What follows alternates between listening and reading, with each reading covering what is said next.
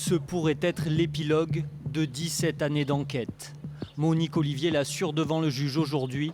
Son ex-mari Michel Fourniret a tué Estelle Mouzin. Aujourd'hui, Monique Olivier, un peu avant midi, a indiqué au juge d'instruction que Michel Fourniret, dans la nuit du 9 au 10 janvier 2003, était rentré vers 4h30, donc effectivement dans cette nuit-là, et avait indiqué à Monique Olivier qu'il avait bien enlevé Estelle Mouzin, qu'il l'avait ramenée à bord de son camion, qu'il l'avait ramenée à Ville-sur-Lume, et qu'il l'avait violée et étranglée.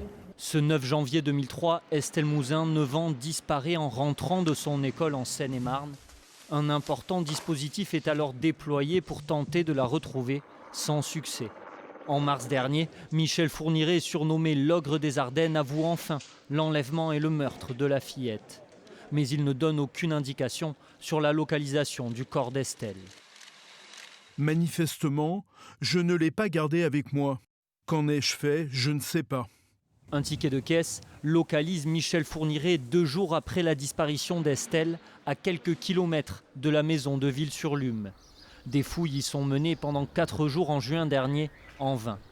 Quand la juge demande à Michel Fourniret si le corps se trouve dans le pavillon, il répond « C'est tout à fait pertinent, pas du tout improbable. Cela aurait pu servir à entreposer des personnes, mais je n'ai aucune souvenance que ça se soit produit. » Selon l'avocat de Monique Olivier, des traces d'ADN partielles d'Estelle Mouzin ont été retrouvées sur un matelas de la maison de Ville-sur-Lume. La famille continue à espérer que l'on retrouve le corps de leur fille. Monique Olivier, 71 ans, est aujourd'hui mise en examen pour complicité d'enlèvement et séquestration suivie de mort.